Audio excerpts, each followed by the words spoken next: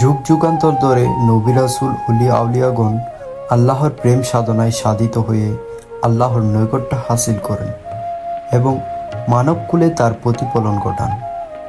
এরূপ আল্লাহ প্রেমের আধার হচ্ছেন রাসূল সাল্লাল্লাহু আলাইহি ওয়াসাল্লামের তাজেদারি বাদশাহ, উপমহাদেশের অন্যতম প্রধান আধ্যাত্ম কেন্দ্র মাইজভান্ডার দরবার শরীফের অধ্যাত্ম সরাপতের প্রতিষ্ঠাতা ইমামুল আউলিয়া হুজুর গৌসুল আজম মাইজভান্ডারী শাহ সুফি মাওলানা সৈয়দ আহমদুল্লাহ কেবলা কাবা কাদের।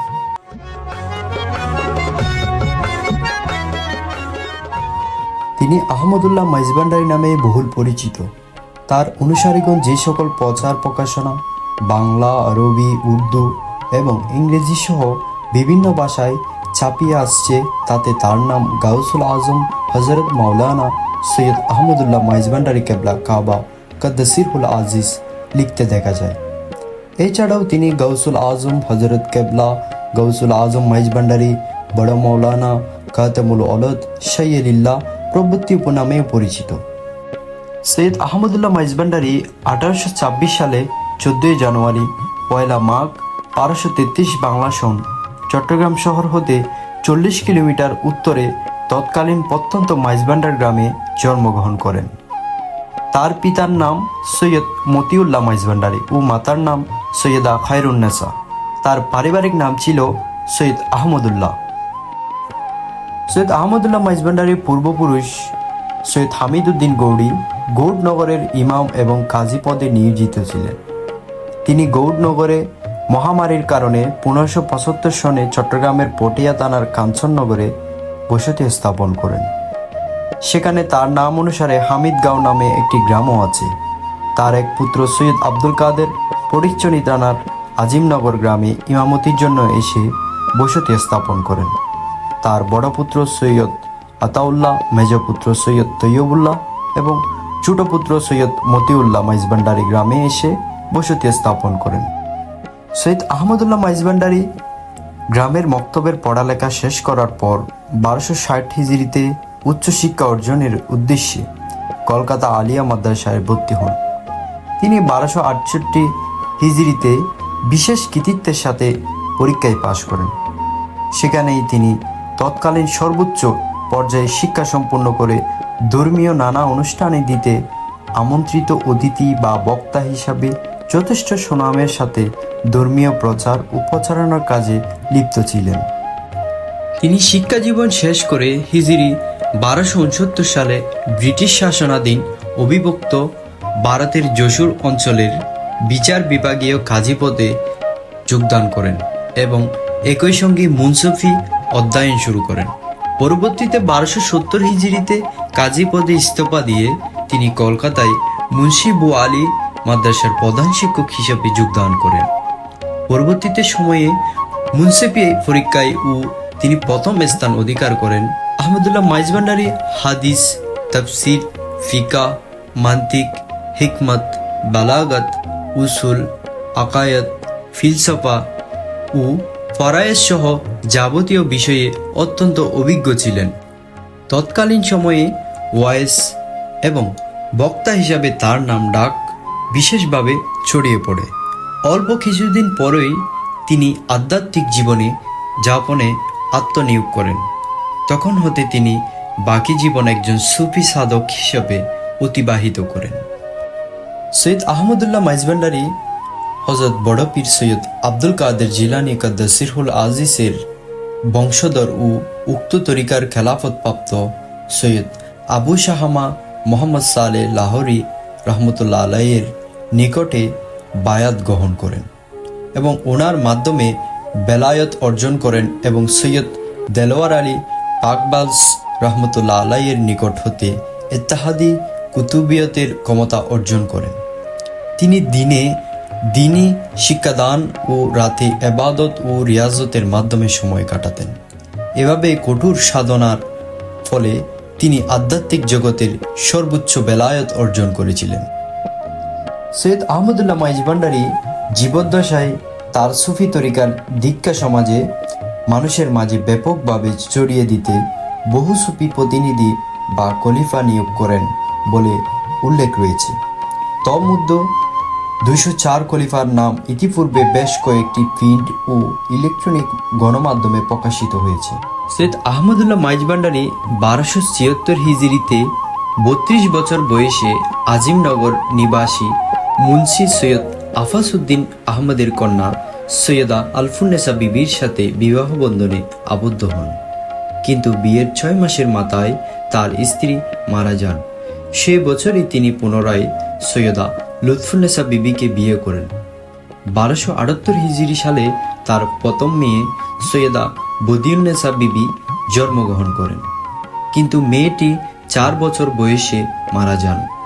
এরপর তার আরও একটি ছেলে জন্মগ্রহণ করে অল্প দিনের মধ্যেই মারা যান।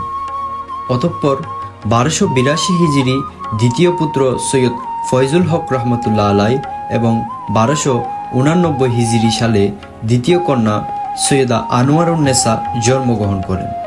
তার দ্বিতীয় পুত্র পিতার পূর্বেই ইন্তেকাল করেন। গৌসুল আজম মাইজভান্ডারী কদ্দাসিরহুল আজিজ তার ফিরে তরিকতের নির্দেশে 1857 সালে নিজ গ্রাম মাইজভান্ডারে ফিরে আসেন।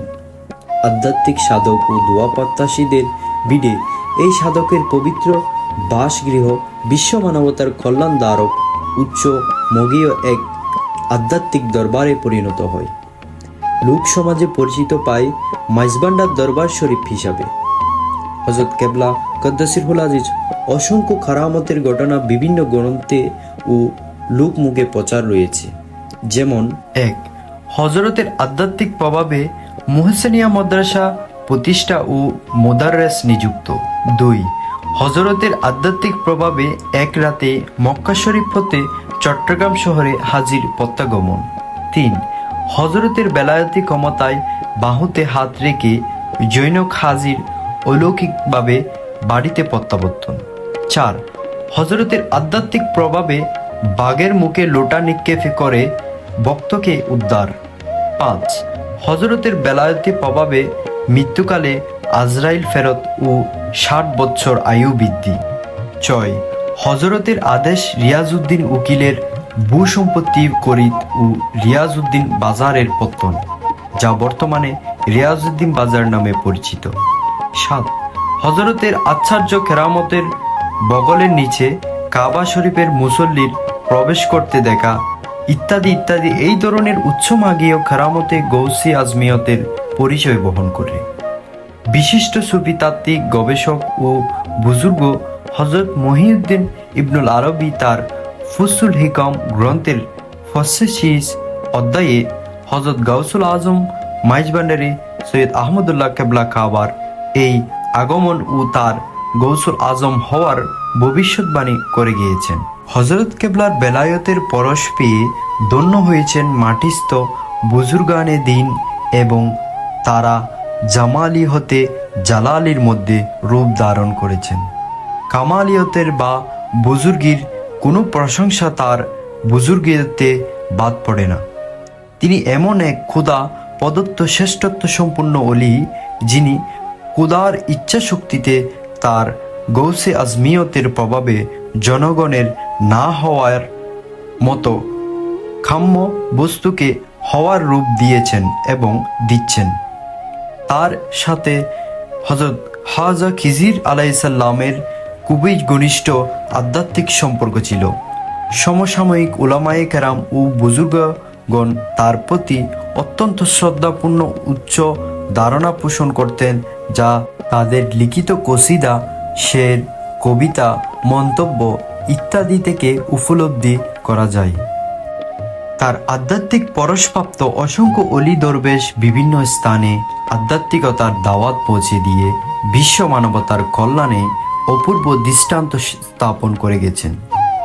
গাউসুল আজম হযরত মাওলানা আহমদুল্লাহ মাইজভান্ডারী তার নশ্বর জীবনের শেষের দিকে এক জুমাবার এলাকায় সমাজপতি ও জনগণের উপস্থিতিতে তার পবিত্র হুজুরা শরীফের দুয়ারে নিজ পুত্র বংশীয় আদরের নাতি সাজ্জাদান শিনে গাউসুল আজম হযরত মাওলানা শাহ সুফি সৈয়দ দেলোয়ার হুসাইন মাইজভান্ডারী কদ্দাসিরহুল আজিজকে নিজ গদি শরীফে অর্পণে স্থলাভিষিক্ত উত্তরাধিকারী মনোনীত করেন। হুজুর গাউসুল আজম মাইজভান্ডারী 79 বছর বয়সে 23 জানুয়ারি 1906 খ্রিস্টাব্দ 10 মাঘ 1313 বঙ্গাব্দ সোমবার দিবাগত রাতে ইহকাল ত্যাগ করে পরকালে গমন করেন। ইন্না লিল্লাহি ও ইন্না ইলাইহি রাজিউন। তার ওফাত দিবস উপলক্ষে প্রতি বছর 8, 9, 10 মাঘ 3 দিন ব্যাপী উরুস অনুষ্ঠিত হয়। ইসলাম ধর্মে আধ্যাত্মিক সাধনার ধারাবাহিকতায় 19বিংশ শতাব্দীর মধ্যভাগে কুরআন ও হাদিসের শিক্ষাকে অনুসরণ করে হুজুর গৌসুল আজম মাইজভান্ডারী কদ্দাসিরহুল আজিজের আধ্যাত্মিক শক্তি ও শিক্ষাকে ধারণ করে মাইজভান্ডারী তরিকা প্রচার সূচনা হয়। হযরত মাওলানা সৈয়দ দেলোয়ার হোসেন মাইজভান্ডারী কদ্দাসিরহুল আজিজ বলেন, এই ত্রিবিধ বেলায়তি ধারা নবুয়ত ধারার সমন্বয়ে অর্থাৎ জাহের, বাতেন, তালেমি এরশাদ সহ শরীয়ত ও তরিকত, হিকমত ও মারেফতের প্রভাবে ও সংমিশ্রণে মাইজভান্ডারী তরিকার মহাসাগরে উৎপত্তি। এই তরিকার সিলসিলা দৃষ্টিকোণ কাদেরিয়া তরিকার সাথে সম্পর্কিত। অনন্য তরিকার আধ্যাত্মিক বৈশিষ্ট্যগুলো মাইজভান্ডারী তরিকায় সন্নিবেশিত হয়েছে। এই তরিকা কুরআন ও হাদিস শিক্ষাকে পরিপূর্ণভাবে অনুসরণ করে। একই সাথে এই তরিকার অসাম্প্রদায়িক, উদার, নৈতিক ধর্ম সম্পূর্ণ, শ্রেণী বৈষম্যহীন ও মানবদরদী, মানুষের মনে ঐশী প্রেম জাগ্রত করে সুন্দর ও ন্যায়ের প্রতি জীবনযাপন মানব সমাজকে উদ্বুদ্ধ করে, মানবতার ইহকালীন ও পরকালীন মুক্তি ও কল্যাণ নিশ্চিত করার শিক্ষা ও দীক্ষা দেয়। আল্লাহ তাআলা এই মহান আধ্যাত্মিক ওলির উসিলায় আমাদের সবাইকে হেদায়েত দান করুন। আমিন।